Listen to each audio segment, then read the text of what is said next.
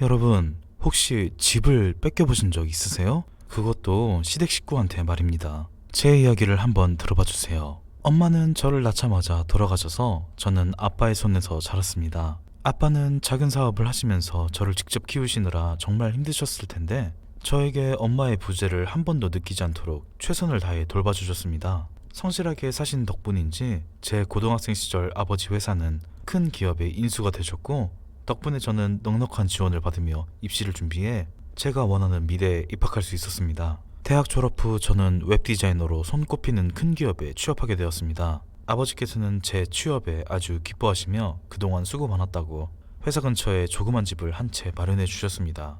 전 정말 열심히 배우고 일했습니다. 다만 업계 특성상 야근과 밤샘이 정말 많았고 3년쯤 지나자 몸이 버티지 못해 퇴사했습니다. 퇴사 후에는 프리랜서로 일하며 건강을 찾기로 했습니다. 그동안 열심히 해서인지 다행히 동료들에게 퇴사 소식을 전달했을 때 다들 응원해 주었습니다. 그동안 바빠서 자주 만나지 못했던 회사 동료들과도 종종 만나 식사를 했습니다. 그러던 중 팀장님이 옆 부서에 친한 후배가 있다며 데려와서 함께 식사를 하게 되었습니다. 저희 부서는 출퇴근 복장이 자유로운 편인데 그분은 정장을 입고 계셔서 첫인상부터 눈에 띄었습니다. 어쩌다 보니 옆자리에 앉게 되어 많은 대화를 나눴습니다. 은근히 대화가 잘 통하더군요. 이야기 중 제가 곧 퇴사를 한다고 하니 대화 중에 갑자기 그분의 표정이 굳어졌습니다. 제가 피곤해서 먼저 자리를 뜨자 그분께서 허겁지겁 달려 나오셔서 제 번호를 물어보셨습니다. 아마 식사하는 동안 내내 그 생각에 안절부절 못하고 있어서 표정이 어두웠나 봅니다. 저도 상대분이 마음에 들었기에 기분 좋게 번호를 드리고 집으로 돌아갔습니다. 저는 퇴사를 하게 되었지만 저희는 연락을 이어가다가 자연스레 만남을 시작하게 되었습니다. 알고 보니 남자친구 집안 사정이 저와 비슷하더군요. 어머님께서 어릴 적 교통사고로 돌아가시고 12살 차이 나는 누나와 평범한 직장인이신 아버님 손에서 자랐다고 합니다. 누나는 어릴 적부터 노는 것을 좋아해 학생 때 사고도 많이 치고 아버님 속을 많이 썩였다 합니다. 누나가 집에 잘 들어오지 않아 남자친구는 어릴 적부터 집안일과 청소 등을 도맡아 해왔다고 하네요. 누나가 성인이 된 이후에는 씀씀이까지 커져버려서 해외여행과 명품 구입 등을 핑계로 아버님을 힘들게 했다고 합니다. 보다 못한 남자친구는 그때부터 돈 관리하는 법을 공부하기 시작했습니다.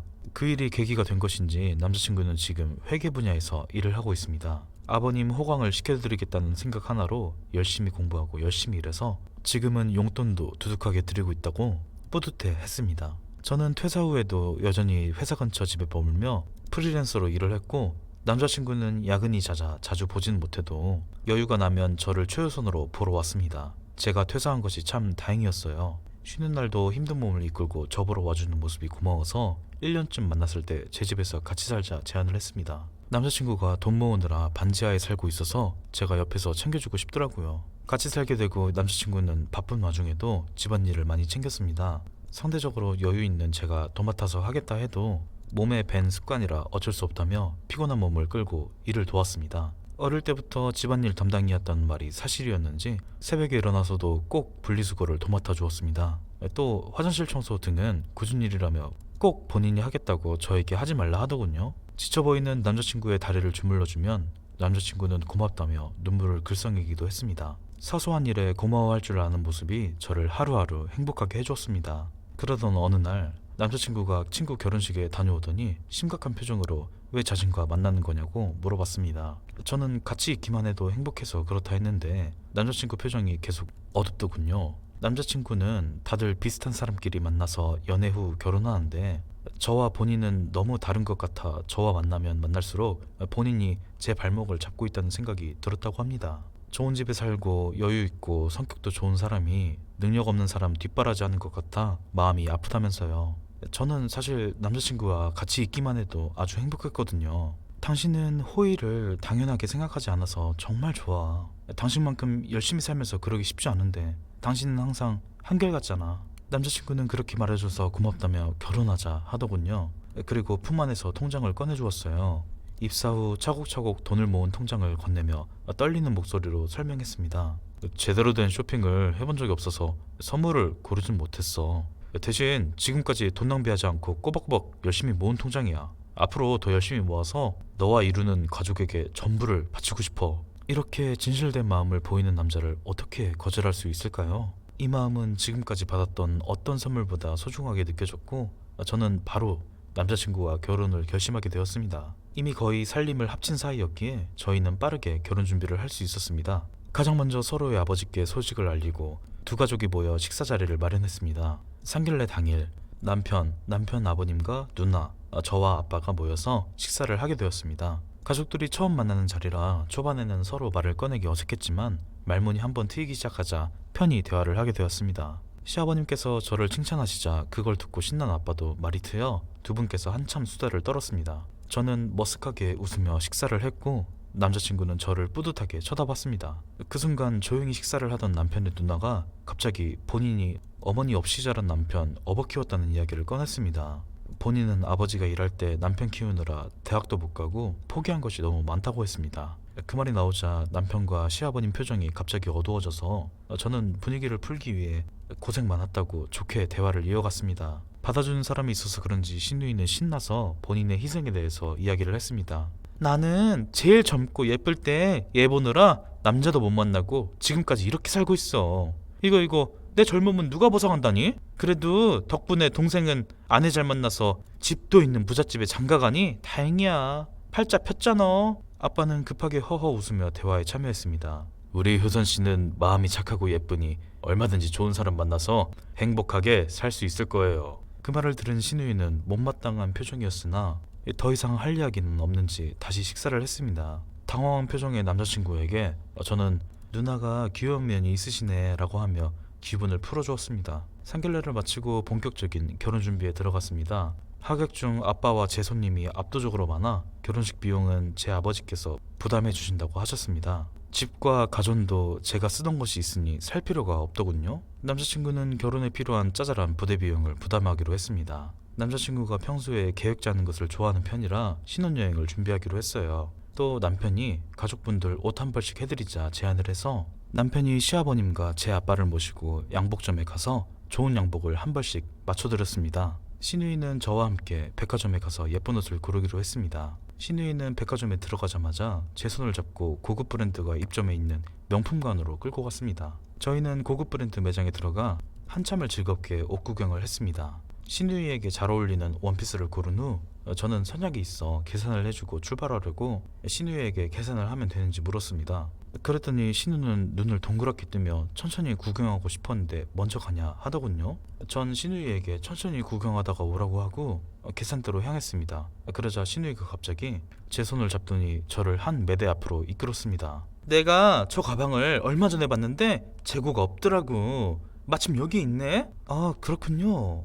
예뻐요. 원피스랑도 잘 어울리겠어요. 그치? 원피스랑 같이 들 가방도 사주면 안 될까? 신우는 갑자기 예정이 없던 가방을 가지고 싶다고 이야기를 꺼냈습니다. 하지만 원피스도 기존 생각한 예산을 훨씬 넘은 가격이었고 가방은 1,000만 원이 넘는 초고가 제품이었습니다. 가방은 아직 남편이랑 합의된 것이 없어서 남편이랑 함께 이야기해보는 것이 좋을 것 같아요.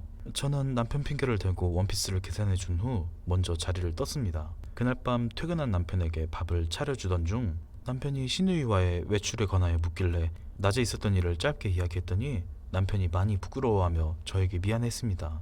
그동안 나랑 아버지가 누나를 너무 오냐오냐 했나봐. 미리 고쳤어야 했는데 귀찮았지. 미안해. 지금까지 남편과 아버님께 용돈을 받아가면서 생활해서 신우이가 금전 감각이 많이 모자라다 하더군요.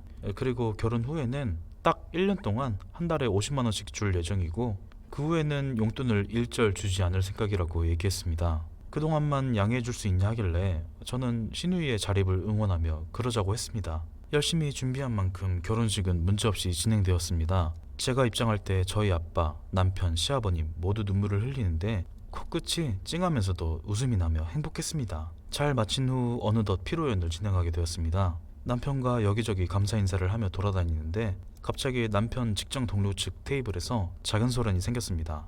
보아하니 세상에 신우이가 술에 취해서 남편 직장 선배에게 무례한 접촉과 행동을 하고 있더군요. 선배분은 갑작스러운 스킨십에 당황해서 어쩔 줄 모르고 계시자 남편은 너무 놀라 신우이를 선배에게서 떨어뜨린 후 선배에게 90도로 허리를 굽히며 사과를 했습니다. 사과하는 와중에도 신우이는 옆에서 남편에게 매달려 술주정을 부리고 있더군요. 저렇게 잘생기고 대기업 다니는 남자가 있으면 누나한테 진작 소개를 시켜줬어야지. 남편은 매우 화가 났는지 귀가 빨개지고 이를 꽉 물더군요. 저는 일이 더 커지기 전에 시아버지를 찾아 도움을 요청했습니다. 아버님께 죄송했지만 더 이상 시간 끌다가는 피로연을 망칠 것 같았습니다. 아버님께서는 남편과 마찬가지로 귀가 빨개지셔서 저에게 연신 사과를 하셨습니다. 그리고 시누이를 챙겨 바로 차를 타고 귀가하셨습니다. 아버님께서 일찍 떠나셔서 마음이 계속 불편하더군요. 남편은 그 이후로 표정이 딱딱하게 굳어버렸고 저에게 미안한 마음 때문에 결혼식에 집중을 하지 못했습니다. 저는 남편을 다독이며 남은 일정을 잘 마무리했고 무사히 결혼식을 마치고 함께 귀가할 수 있었습니다. 시누이 때문에 스트레스를 받아서 그런지 결혼식 이후 남편이 밤새 구토를 했습니다. 저희는 신혼여행을 미루기로 하고 이번 기회에 집에서 푹 쉬며 데이트를 즐기고 건강을 회복하는 시간을 가졌습니다. 어느덧 남편이 다시 출근을 시작해야 했습니다. 한창 남편이 다시 바쁠 시즌이라 새벽에 출근해서 새벽에 돌아오게 되었습니다. 신혼을 충분히 즐기지 못해 아쉬웠지만 저는 남편을 응원했습니다. 남편의 첫 출근 날 오후 시누이에게 전화가 왔습니다. 결혼식 날 정말 미안했다며 직접 사과하러 오고 싶다면서요. 저는 뭐 지난 일이니 괜찮다고 집에 한번 놀러 오라고 시누이를 초대했습니다. 시누이는 집에 도착하자마자 이렇게 좋은 집은 처음 본다며 저에게 인사도 제대로 하지 않고 집을 돌아다니기 시작했습니다. 갑자기 집이 시끌벅적해져서 정신이 없었지만 저는 기분 좋게 집 구경을 시켜줬습니다. 한참 집안을 구경하다 제 드레스룸에 들어가더니 시누이가 감탄했습니다. 저는 디자인 업계 종사자라 옷에 관심이 많고 모으기를 좋아합니다. 시누이는 이게 다 얼마냐며 여기저기 들춰보더군요. 그러고는 제 옷을 이것저것 입어보며 거울 앞에서 사진을 한참 찍었습니다. 저는 허락도 없이 제 옷을 입어보는 것이 살짝 기분 나빴지만 편하게 입어보라 하고 바쁜 일을 마감하러 나갔습니다. 남편이 출근하는 날에 맞춰 저도 다시 프리랜서 업무를 시작했기에 여유가 없었습니다. 일에 집중하고 있는 사이 시누이가 옷을 여러 벌 들고 나왔습니다. 이 옷들이 자기에게 잘 맞는다고 가지고 싶다면서요. 저는 당황했지만 자매가 생기면 이런 기분일까 싶어 그중 안 입는 옷 하나 골라서 가지라고 했습니다. 시누이는 하나만 주냐며 아쉬워해서 나머지는 자주 입는 옷이라 하니 고맙다는 말도 없이 다짜고짜 배고프다 하더군요. 밖에 나가서 먹고 싶은지 물어봤는데 배달음식 먹고 싶다며 휴대폰을 달라더군요. 폰을 주자 시누는 한참 열심히 구경하더군요. 그 후 제게 휴대폰을 돌려주며 다 시켰다며 다시 집 구경을 하러 갔습니다. 제 의사도 묻지 않고 비싼 브런치 카페에서 세트를 여러 개 주문했네요. 결제까지 알아서 다 마친 후였습니다. 저는 다시 창가 테이블에 앉아 업무를 시작했고 신우가 제 화장대를 뒤지고 있을 때쯤 다행히 배달이 도착했습니다. 밥 먹기 전 손을 씻기 위해 신우이에게 음식을 뜯어달라 부탁하고 화장실에 다녀왔습니다. 그런데 돌아오자 신우이는 식탁이 아닌 제가 작업 중인 창가 테이블에 밥상을 차리고 있었습니다. 거기다 제가 작업 중이던 노트북과 장비들을 허락도 없이 덮고 엉망으로 만들어 뒀더군요. 저는 화가 나서 작업 중인 장비는 건드리면 안 된다고 설명했습니다. 시누이는 몰랐다며 집에서 하는 일이라 별로 중요하지 않을 줄 알았다며 이상한 사과를 했습니다. 저는 테이블을 마저 치워줬고 시누이는 주방에 가 제 식기들을 이것저것 다 뒤져보기 시작했습니다. 접시를 다 꺼내 헤집고 한참 구경하더니 자기 눈에 예쁜 접시 수저를 골라 세팅을 했습니다. 세팅을 마친 후 시누이의 행동에 지친 저는 빨리 식사하려고 숟가락을 들었습니다. 그러자 시누이는 아직 사진을 안 찍었다며 카메라를 꺼내서 사진까지 열심히 찍더군요. 찍다가 뭔가 부족했는지 저에게 플래시까지 비춰달라 해서 배고픈 와중에 조명감독 역할까지 해줬네요. 그렇게 한참을 찍고 다 찍었다며 저한테 밥을 먹어도 된다고 했습니다. 밥을 먹는데 시누이는 찍은 사진을 구경하고 보정하느라 밥은 쳐다보지도 않았습니다. 밥 먹는 동안 대화 하나 없이 열심히 보정만 하더군요. 제가 다 먹었을 때야 저를 봤습니다. 그제서야 밥을 한두 입 먹더니 여기 음식은 별로 맛이 없다며 밥을 잔뜩 남기더군요. 그 후 일이 급한 저를 뒤로 하고 집안 여기저기를 돌아다니며 한참 사진을 찍은 후 시누이는 정리도 하지 않은 채 떠났습니다. 업무가 밀려 집을 정리하지 못한 채로 남편을 맞이하게 되었습니다. 난장판이 된 집을 보고 깜짝 놀란 남편에게 자초지종을 설명하였고 남편은 귀가 빨개져 저에게 미안해하며 시누이에게 전화해서 화를 냈습니다. 그랬더니 시누이는 여자끼리 시간 보낸 건데 그것도 이해를 못하냐며 남편을 타박하더군요. 남편이 화가 많이 나 보여 저는 대신 전화를 받아 다음에 이야기하자고 전화를 끊었습니다. 남편에게 이 정도는 이해할 수 있다고 하며 그날 일을 넘겼습니다. 며칠 후 시누이 SNS에 저희 집에서 찍은 사진이 올라와 있었습니다. 한두 장도 아니고 수십 장이 올라왔습니다. 열심히 찍었던 밥, 옷을 여러 벌 입으며 찍은 사진, 화장대에서 찍은 사진 등 사진을 정말 많이도 찍었더군요. 그 모습을 보니 신우이가 저희 집에서 즐거운 시간을 보내 다행이라는 생각도 들었습니다. 한 번 방문으로 이렇게 좋아하는 것 같아 안쓰러운 마음에 신우이에게 제가 일이 바쁘지 않을 때 종종 놀러 오라 했습니다. 제가 형제 자매도 없고 남편 출근한 후 낮에 적적한 마음도 있었습니다. 신우이는 연락을 받자마자 저에게 그래도 되냐고 또 초대해줘서 고맙다며 어린아이처럼 기뻐했습니다. 좋아하는 모습을 보니 저도 덩달아 기분이 좋아졌습니다. 다음날 신우이는 일찍 저희 집에 놀러 왔습니다. 저도 마침 일도 없고 한간날이라 지난번에 구경시켜주지 못한 방들도 보여주고 제가 안 쓰는 물건들을 모아 선물도 줬습니다. 신우이는 소녀처럼 소리를 지르며 저를 껴안고 집에서 예쁜 장소를 찾아 인증샷을 한참 찍었습니다. 그 모습을 보니 고등학교 시절 친구들 생각나기도 하고 괜히 웃음이 나왔습니다. 저녁에는 좋은 와인이 먹어보고 싶다고 하길래 선물로 받았던 괜찮은 와인을 하나 꺼내 창가에 앉아 야경을 보며 와인을 마셨습니다. 신우이는 이런 경험이 처음이라며 내가 너무 멋지고 고맙다고 연신 칭찬했습니다. 와인 마시는 사진을 한참 찍던 신우이는 오늘 예쁜 사진이 많이 나와 좋다며 오늘 사진들도 SNS에 많이 올릴 수 있겠다고 뿌듯해했습니다. SNS 참 좋아하는 모습이 어린아이 같고 귀엽더라고요. 그날 이후 신우는 제가 일이 없다고 하는 날이면 매번 제 집에 놀러와서 하루 종일 놀며 사진을 찍고 갔습니다. 신우는 올 때마다 여기 집이 너무 예쁘다, 여기 살고 싶다 는 이야기를 매번 했습니다. 저도 뭐 칭찬으로 받아들이고 항상 고맙다고 대답했습니다.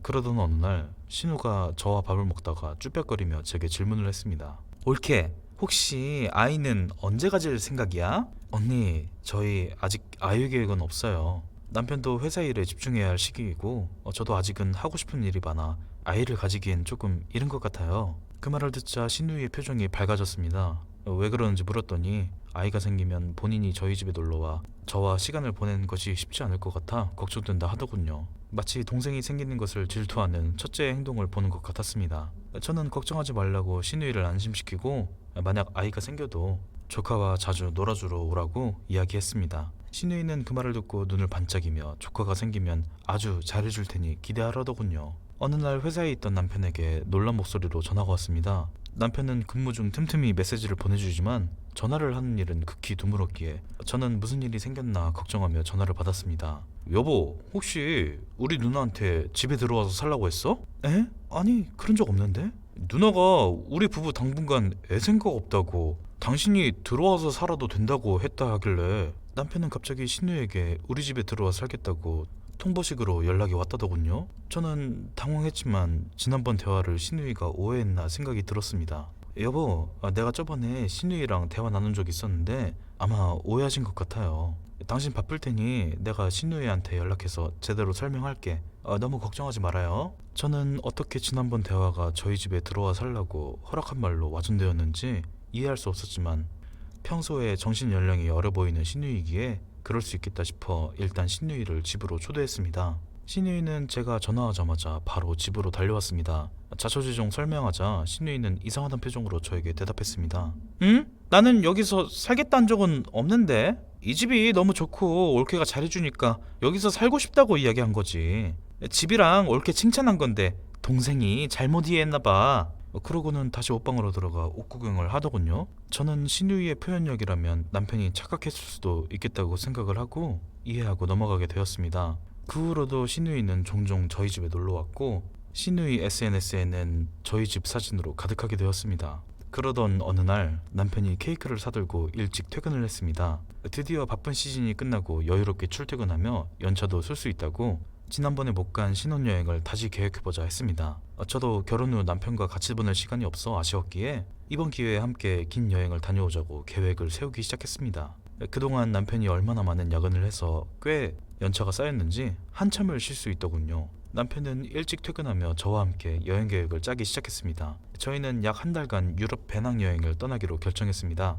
마침 비성수기라 비행기 티켓과 숙소값이 저렴해 바로 여행을 떠나기로 했습니다. 남편이 집에 있는 시간이 길어지자 자연스레 신우이를 초대하는 일이 줄어들고 어느 순간 신우이의 발길이 끊기게 되었습니다. 어느 날 신우이는 저에게 전화를 해서 요즘 일이 많이 바쁘냐고 물어봤습니다. 언니, 요즘 남편이 일찍 퇴근해서 언니 초대를 못했네요. 죄송해요. 저희 유럽으로 한 달 동안 신혼여행 갔다 오기로 했어요.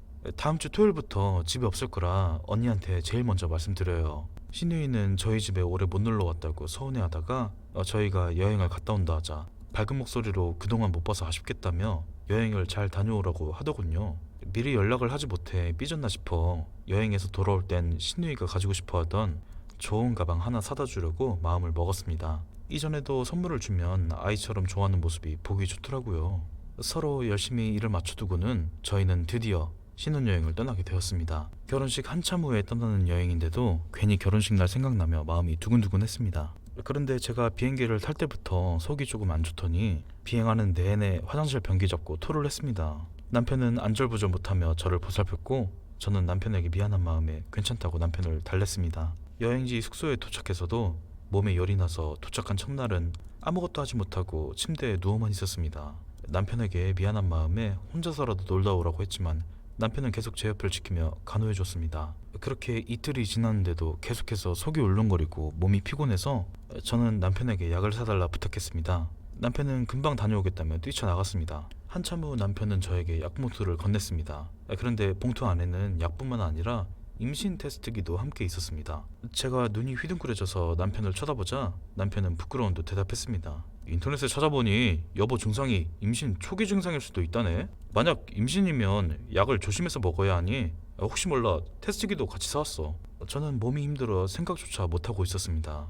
근데 남편 말을 듣고 생각해보니 분명 임신 증세와 비슷해 보였습니다. 저는 바로 테스트를 진행해보았고 뚜렷한 두 줄이 제 임신 사실을 확인해 주었습니다. 남편과 저는 낯선 외지에서 맞이한 상황에 얼떨떨했지만 정신을 차리고 서로를 안고 축하해 줬습니다. 남편은 눈물을 줄줄 흘리며 축하하면서도 비행기에서 너무 힘들었겠다며 저를 토닥여 줬습니다. 그날에도 함께 푹 휴식을 취했지만 제 컨디션이 돌아오지 않았고 한 달간의 여행은 제 몸 상태로는 무리라고 생각되어 저희는 이른 귀국을 하게 되었습니다. 아쉽지만 한국에 가서 병원부터 가보기로 했습니다. 남편은 여행을 일찍 마치게 되어 아쉽지만 살면서 가장 행복한 순간을 경험하고 온다며 귀국하는 내내 저에게 응원과 고마움의 말을 전달했습니다. 저는 힘을 얻어서 아픈 일 없이 무사히 한국 땅을 밟게 되었습니다. 한국에 도착하자 시간은 이미 늦은 밤이었습니다. 자정이 다 되어 남편과 함께 집에 도착하여 바로 잠이 들 생각으로 집문을 열었는데 집안에 불이 환하게 켜져 있었습니다. 여보, 우리 출발할 때 불 안 끄고 나왔나? 왜 거실 불이 켜져 있지? 내가 분명히 확인한 것 같은데. 내가 깜빡하고 마지막에 거실 불 켜두고 왔나 봐. 그렇게 문을 열고 들어서려는 순간 집안에서 여자 웃음소리가 새어나왔습니다. 저는 너무 놀라 헉하며 뒷걸음질 쳤고 남편은 저를 부축하며 본인 뒤로 숨겼습니다. 함께 숨을 죽이고 천천히 집 안으로 들어가자 집 내부는 난장판이 되어 있었습니다. 집을 비운 약 일주일 사이 집은 배달음식 쓰레기로 난장판이 되었고 또 온갖 옷이 다 꺼내어져 바닥에 뒹굴고 있었습니다. 도둑이 들은 건가? 남편은 성큼성큼 걸어가 식탁에 있던 누군가의 핸드폰을 확 집어들고 확인하더니 화가 잔뜩 난 채로 저에게 다가와서 휴대폰을 보여줬습니다. 저도 아는 물건이었습니다. 신우이가 매일 저희 집에 들고 와서 몇 시간 동안 사진을 찍고 갔는데 기억이 안 날 수가 없었습니다. 그 순간 안방에서 누군가의 목소리가 새어나왔습니다. 여자 한 사람뿐 아니라 남자 목소리도 들렸습니다. 남편은 화가 잔뜩 난 채로 안방 문을 벌컥 열고 들어갔습니다. 안방에서는 신우이의 비명소리가 들렸고 저도 놀라 따라 들어가 보니 신우이는 어떤 남자와 함께 안방에서 데이트를 하던 중이었습니다. 신우이 옆 남성분은 벌떡 일어나서 누군데 이 시간에 남의 집에 무단 침입하냐며 버럭 소리를 질렀습니다. 무단 침입이라뇨? 여긴 제 집이고 지금 당신들이 무단 침입해서 사용 중인 거예요. 네 집? 네 집은 무슨? 내 집인데 이렇게 벌컥벌컥 쳐들어오면 어떡해? 남편의 말을 끊고 신우이가 소리를 지르며 대꾸를 했습니다. 저는 너무 황당해서 할 말을 잊었습니다. 누나, 혜인이 임신했어. 애가 져서 여행에서 일찍 돌아온 거고 혜인이 앞에서 험한 꼴 보이기 싫으니 좋은 말로 할 때 빨리 정리하고 나가. 남편은 최대한 화를 누르며 신우이에게 이야기했습니다. 그제서야 신우이와 함께 있던 남자는 이게 도대체 무슨 일이냐고 신우이에게 되묻기 시작했고 세 사람의 눈초리를 봤던 신우이는 부들부들 떨더니 눈물을 쏟으며 집 밖으로 뛰쳐나갔습니다. 남자분은 옷을 제대로 차려입고 저희에게 사과를 했습니다. 남자 이야기를 들어보니 두 사람은 SNS를 통해 알게 되었다고 합니다. 신우이 SNS에 항상 집에서 찍은 사진이 올라와 남자분은 이 집이 당연히 신우이 집일 거라고 오랜 기간 생각하고 있었다고 합니다. 그래서 당연히 저희가 주거 침입한 사람일 거라 생각했다고 하시네요. 저와 남편도 이야기를 들어보니 이 남성분도 당황했겠다 싶더군요. 저라도 누군가 매일 같은 집에서 생활하는 사진을 SNS에 올리면 당연히 그 사람 집이라고 생각할 것입니다. 시간이 늦어 남성분과 연락처를 교환한 후 남성분은 집으로 귀가하셨습니다. 다 보내고 주변을 둘러보니 집안이 난장판이라 도저히 잠을 잘 수 있는 상태가 아니었습니다. 아빠가 하필 출장 중이셔서 도움을 청할 곳이 시아버님밖에 없었습니다. 전화를 드리니 안 그래도 방금 시누이가 허겁지겁 찾아와 문을 열어주셨다고 여행 중에 어쩐 일이냐고 전화를 받으셨습니다. 남편은 화가 나서 그 자리에서 아버님께 오늘 있던 모든 일들을 말씀드렸습니다. 그걸 들은 시아버님께서는 잠시 말이 없으시더니 처음 들어보는 무서운 목소리로 시누이에게 소리를 지르며 전화를 끊으셨습니다. 온갖 걱정되는 마음을 안고 시아버님 댁을 찾아갔을 때 시누이는 이미 쫓겨나 집에 없었습니다. 시아버님께서는 제가 들어가자마자 제 두 손을 잡으시고 어찌할 줄 몰라 하셨습니다. 내가 자식 교육을 잘못 시켜서 너희한테 너무 큰 피해를 줬다. 아휴, 너희랑 사돈 어른을 뵐 면목이 없다. 이렇게 행복하고 축하해줘야 할 날에 내가 너를 너무 힘들게 만들었구나. 미안하다 아가. 시아버님은 연신 고개를 숙이시며 사과를 하셨습니다. 시아버님께서 제 임신 소식을 듣고 너무 기쁘시면서도 시누이가 한 짓 때문에 마음 많이 불편하셨나 봅니다. 한참 후 진정하신 시아버님께서 저희 편하게 쉬라며 집을 비워주신다고 하셔서 저는 같이 있는 것이 더 좋다고 아버님을 설득했습니다. 그날 밤은 시아버님 덕분에 남편과 함께 편히 쉴 수 있었습니다. 그날 이후 시아버님과 남편은 시누이에 대한 모든 지원을 끊어버렸습니다. 연락도 모두 차단하더군요. 제가 약간 걱정하니 남편은 단호하게 얘기했습니다. 나는 이제 아이도 있는 어엿한 가장이야. 아무리 내 가족이었다고 해도 당신하고 내 아이한테 불편함을 끼친 이상 내가 잘해줄 이유가 하나도 없어. 시아버님도 남편과 비슷한 말씀을 하시며 벌써 나이가 몇인데 혼자 사는 법을 배워야 한다며 만약에 시누이가 저에게 연락이 온다면 곧바로 알려달라고 단호하게 말씀하셨습니다. 저도 더 이상의 금전적, 물질적 도움은 시누이에게 도움이 되지 않겠다고 생각해서 그 후 시누이의 연락은 받지 않고 연락처를 차단해 버렸습니다. 안타깝게 생각을 해보려 해도 그날 밤 제 집에 남자를 불러서 본인 집이라고 우기던 그 얼굴을 생각하면 이제 하나도 불쌍하지 않네요. 지금은 그날 일을 다 잊고 태교에 집중하며 남편과 함께 행복하게 지내는 중입니다. 가끔 옛날 생각이 나 시누이 SNS를 들어가 봐도 이제 더 이상 글이 올라오지 않네요. 아마도 남편과 시아버님께 쫓겨난 이후에는 SNS에 자랑할 만한 일이 없어 더 이상의 업로드를 하지 않는 것이겠죠. 그렇게 생각하니 마음이 좀 씁쓸해졌습니다. 남아있는 저희 집 사진을 보면 참 안타까우면서도 괘씸하다는 생각이 듭니다. 시누이는 저의 호의를 고맙게 받아들이지 않고 저를 호구로 생각하고 있었던 것 같네요. 여러분은 꼭 감사할 줄 아는 사람에게만 호의를 베푸시면 좋을 것 같습니다. 가족이라고 무작정 잘해주다가 저처럼 호구 취급을 당할 수도 있어요. 저는 시누이한테 호구 취급 당해도 잘해주다가 하마터면 멀쩡한 제 신혼집까지 뺏길 뻔했네요. 지금까지 제 긴 이야기를 들어주셔서 정말 감사합니다.